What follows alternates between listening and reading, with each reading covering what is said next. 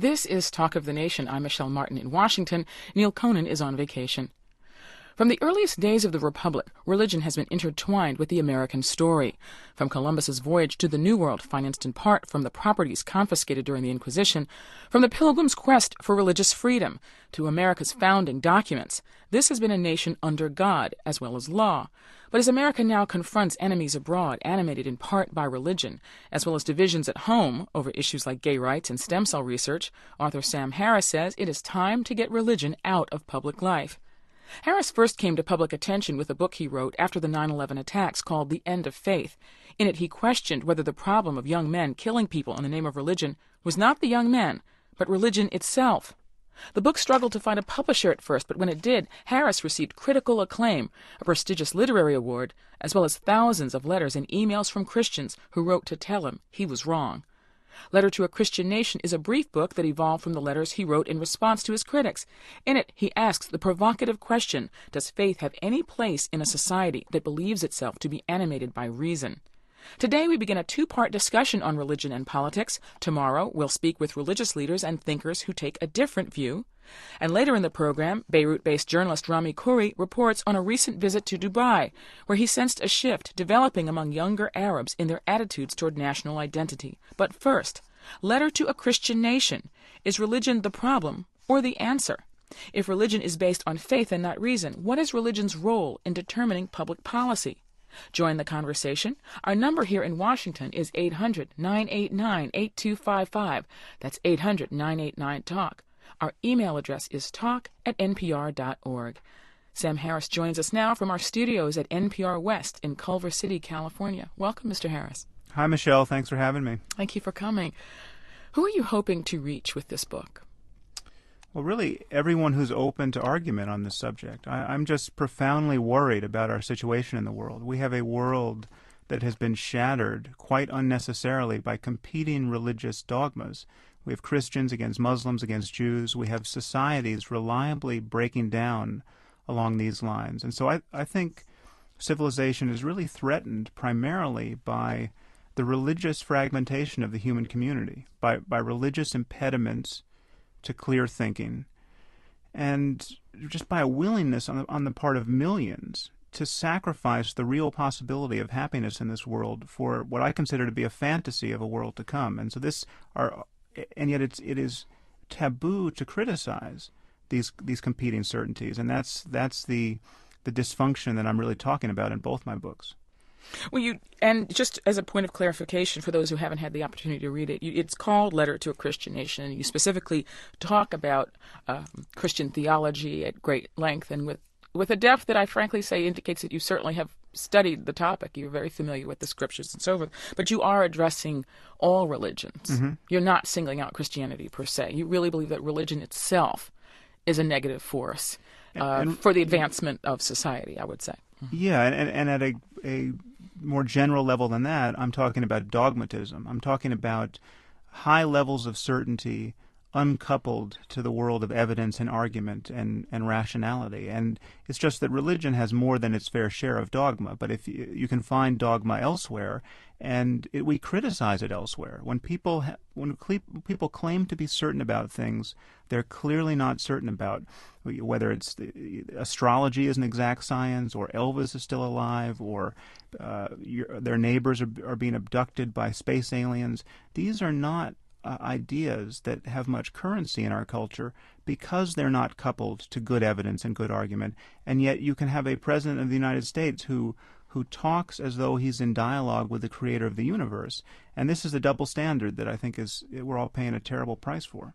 You said you wanted to arm secular Americans, or secularists in general, I would say, with the ammunition to fight against fundamentalist religious thinking. So I know that you've written an entire book on this topic, but if you could summarize what your key points are, I think that would be helpful. Well, there are a few points. One is that this idea that atheism is somehow irrational. I mean, you hear this a lot from religious apologists, that atheism is itself a faith. It's the faith that God does not exist. The atheist cannot prove that God does not exist, and therefore we're kind of at a standstill. But we all reject Zeus. I mean, we all know that Zeus is a product of the human imagination. No one can prove that Zeus does not exist. No one needs to assume that burden. The burden is upon the pagan who wants to get Zeus taken seriously as a matter of our public policy. And so I'm simply using the same standards of evidence that people use to reject Zeus, and even that Christians use to reject Islam. I mean, Christians are not lying awake at night worrying about whether to convert to Islam. They see the discourse of Islam as this tissue of self-deception and unverifiable claims. I mean, the Muslims think that the Quran is the perfect work of the perfect word of the Creator of the universe. Why do they believe that? Because it says so in the book. I mean, this is a bad argument, and Christians recognize it. They just don't recognize it with respect to their own book and their own miracles and their own fantasies of a world to come. And so what I'm arguing is that we all know what it's like to demand evidence and argument from our neighbors, and yet it has been rendered taboo to do this on the subject of religion. And now what we have, quite literally, are millions of people who can rationalize the violent deaths of their children by recourse to fairy tales. And this happens in the Muslim world, and it happens here, where we have 44% of Americans, apparently, who think that Jesus is going to come back in the next 50 years and rapture them into the sky so that they can witness a sacred genocide. I mean, this is astonishing that people think this, but this has been polled every which way, and people apparently do think this. Okay, but the question would be, what are the consequences of their belief system for you? Well, the consequences... I mean, because you don't care. I mean, that people believe that Elvis is still around, or that, right. Tupac, for that matter, is on vacation in the Bahamas. I mean, you're not writing a book about that. So no, what are the implications of that for you? Yeah, there are dogmas that are benign, but there are dogmas that aren't. And even dogmas that are seemingly benign, when you map them onto the world, often produce surprising suffering. You just take the idea that contraception is sinful. This is basically a Catholic dogma, though other Christians have adopted it. And it seems benign enough. It's going to lead to a lot of pregnancy, but it's not going to get people killed necessarily. But then you see that there are Catholic ministers in countries like Sudan, where in sub-Saharan Africa 3 to 4 million people die from AIDS every year, preaching the sinfulness of condom use in villages where the only information about condom use is coming from the ministry. This is, as I argue in Letter to a Christian Nation, an instance of really genocidal stupidity. And yet, because it's a religious dogma, we cannot criticize it to the degree that we would otherwise. But you are criticizing it. I mean, well, I am. But you are, and you have, and you are not the only person. There are many groups, Planned Parenthood, many groups that have been fighting this policy. Yeah, and that we have to do that, but we are in a profound minority. And just imagine how the Vatican would have been treated if it were a secular organization promulgating these ideas.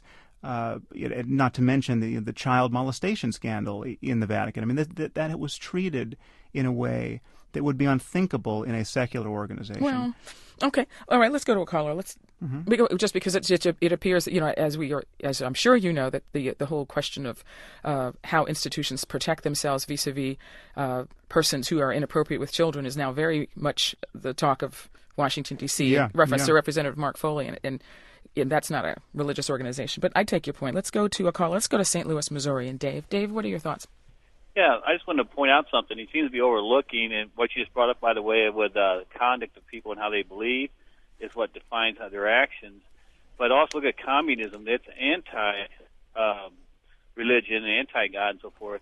And they believe and they thought their kids were dying for a noble cause as well, and there's no God involved in it. Right. Well, that's why I talked about dogmatism itself at the front of this interview. The problem is false claims to certainty that are divisive and empowering and invoke all of the tribalism that we are struggling to outgrow as a species. And communism was certainly an example, and so was Nazism and fascism generally. These are examples of rigid ideologies that were dogmatic through and through. This is not reason run amok. This is not people demanding too much evidence for their core beliefs. These were essentially political religions. And when you look at what the Nazis believed, I mean, these were frankly, many of these people in positions of power were quite deranged. Himmler thought that the Aryans had descended since the beginning of time and had been preserved in ice, and he created a meteorological division of the Reich to test this ice theory. I mean, these were not the kings of reason.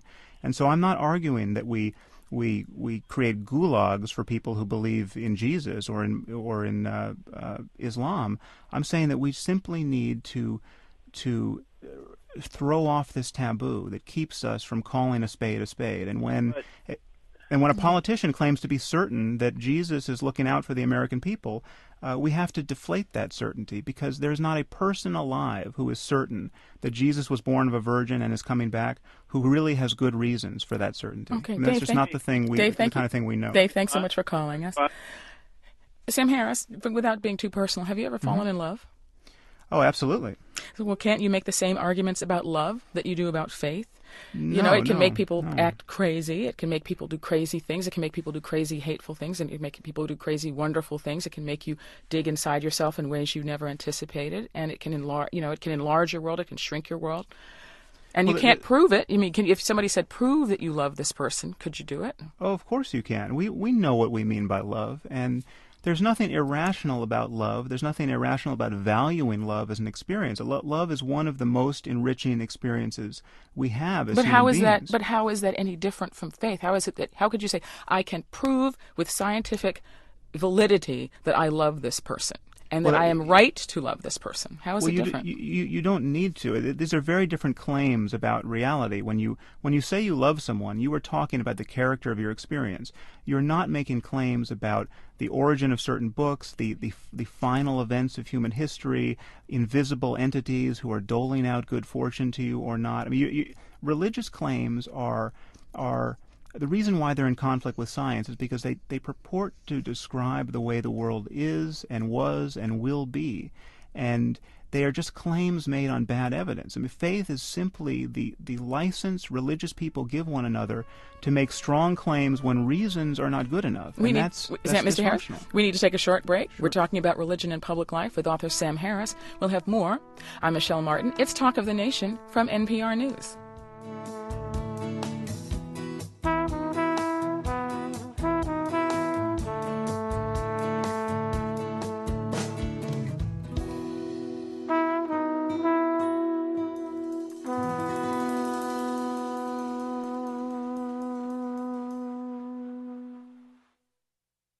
This is Talk of the Nation. I'm Michelle Martin in Washington.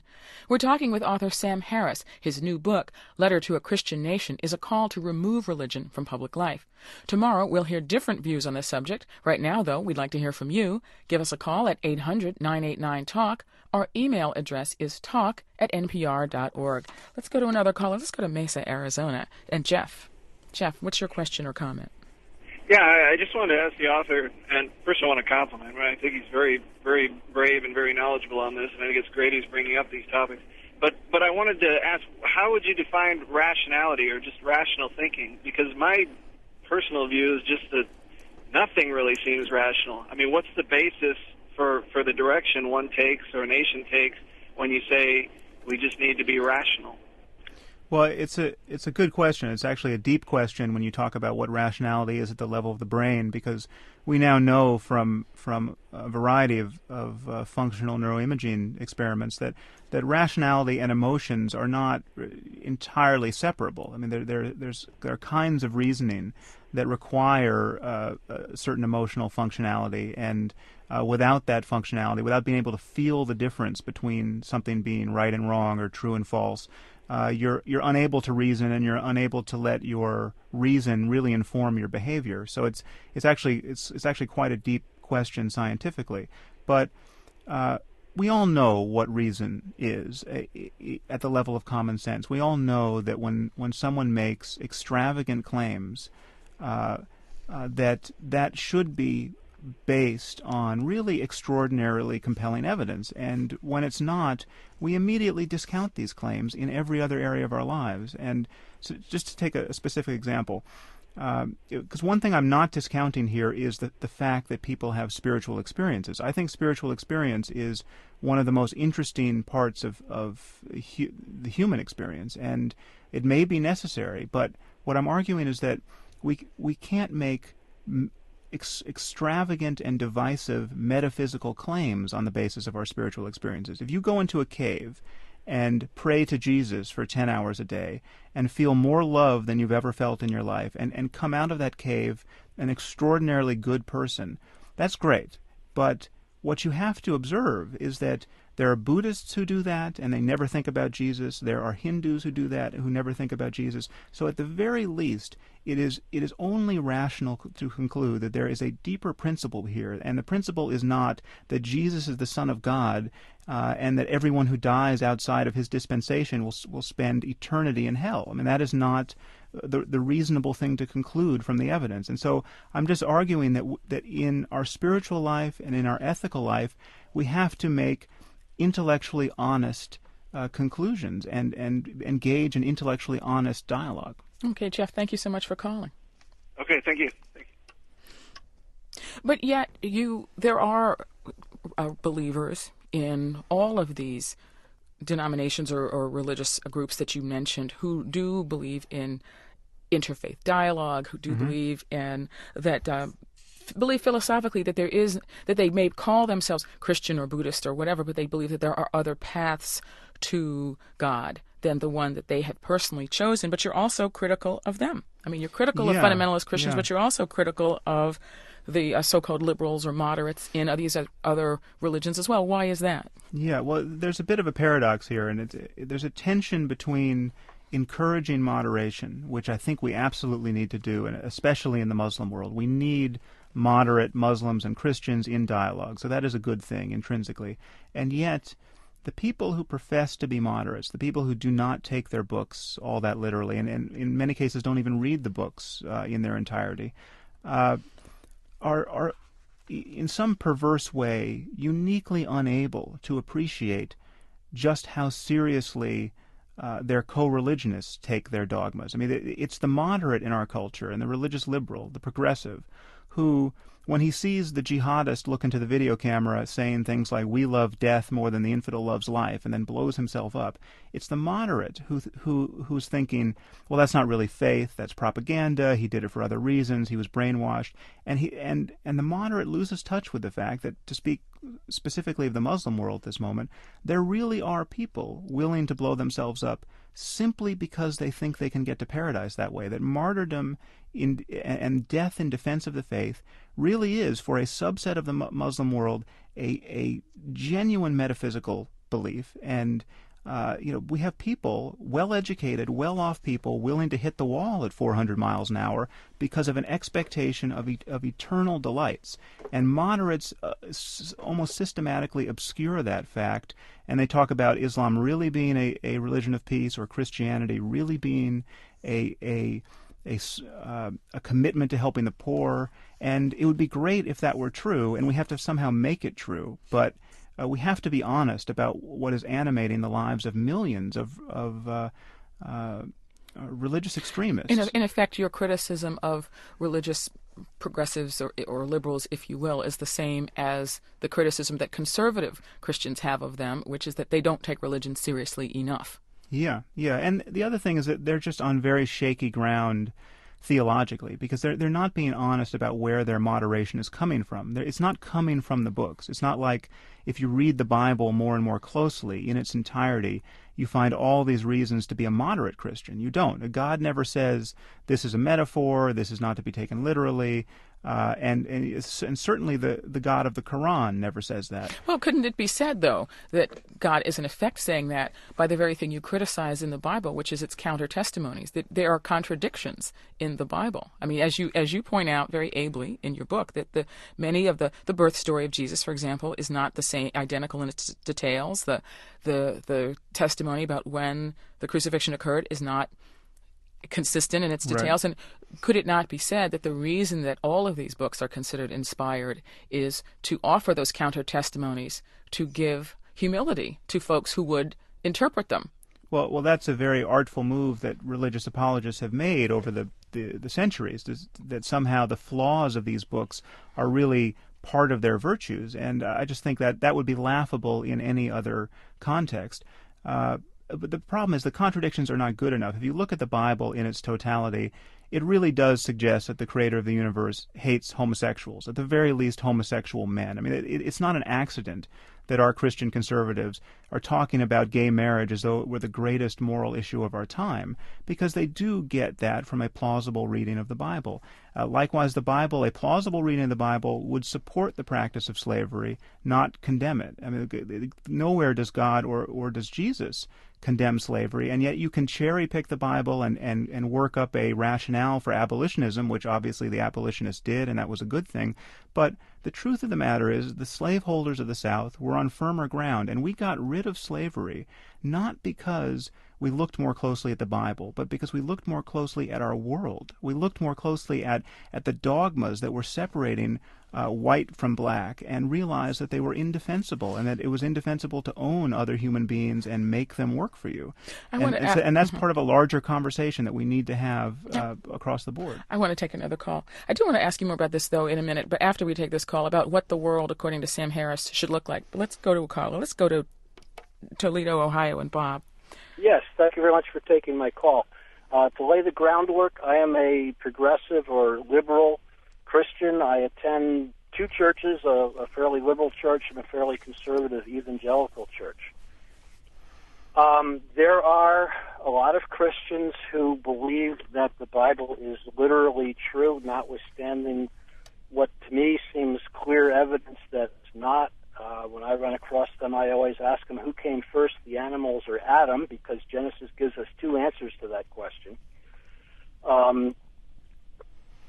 I think one of the difficulties here, one of the things the speaker, and I'm sorry I didn't catch your name, is the extremes get the attention, the extremes make the noise, the extremes get heard.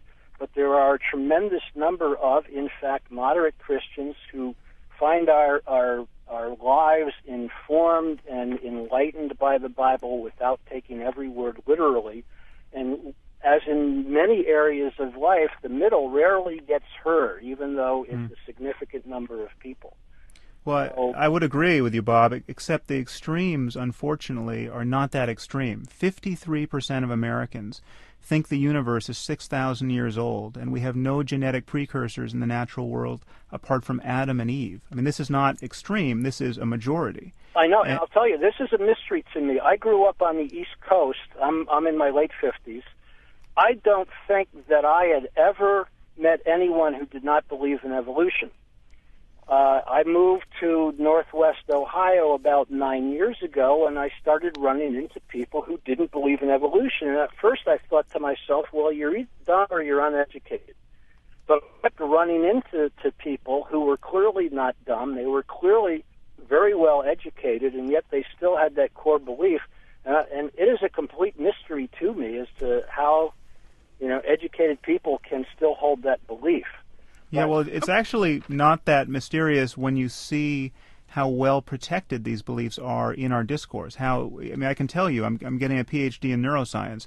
There is no point in the training to become a scientist where somebody sits you down and says, okay, all of these dogmas you're holding on to that are religious need to be talked about and subjected to the same tests of credulity that we're going to subject all of your other scientific beliefs to. I mean, it's just not a conversation that gets had. It's taboo. And so you quite literally, in the Muslim world, you can be so well educated that you could build a nuclear bomb and still believe you're going to get 72 virgins in paradise. I mean, that's really how partitionable the human mind is. And in the Christian West, you can get a PhD in biochemistry and not believe in evolution. And that's a problem of discourse. It really is a massive problem of conversations not being had. Bob, can I just ask you, if you don't mind, what is your thought about the core question of our discussion today? I mean, Mr. Harris, his name is Sam Harris, is making the argument that religion is such a destructive force. It is so much the antithesis of the kind of rational discourse we need to move society forward that really we need to remove it as a major force in public life. What is your thought about that? Okay, my thought of that is that we should not allow religion to infest public policy, but that our public policy makers should use the core positive values that religion infuses in them to inform the decisions that they make. Unlike, what's her name in Florida, Catherine Harris, not just Christians have good values. People, atheists have good values. We all ultimately have experience with good values, and those values should inform us in the decisions we make. But I firmly believe in the so-called separation of church and state, that we should not use religion as a part that we're... Yeah, well, we definitely agree there. It's just that I don't think the Establishment Clause of the Constitution is enough. It just turns out that beliefs are going to find their way into public policy if they're really believed. And if you really believe that the soul enters the zygote at the moment of conception, and therefore that 3-day-old embryos in a petri dish are fully ensouled and require all the care of little girls with spinal cord injury, you are going to block stem cell research, or at the very least not fund it. Yeah. And it's just going to find its way into policy. It just matters what people believe. Okay, Bob, I'm sorry we need to take a short break. Bob, Thank you so much for calling. Okay, well, thank you. It's a very interesting discussion. Thanks, Bob. You're listening to Talk of the Nation from NPR News. Mr. Harris, just the question I was asking while we were talking to Bob, what would public discourse look like in the world as imagined by Sam Harris, given, as you discussed, that so many people hold these beliefs, that these are deeply held beliefs? How would public discourse happen? I mean, would you suggest that people lie about the source of their beliefs and values? How would we proceed if people were to take you seriously and to follow your advice, other than to eliminate religion from their lives?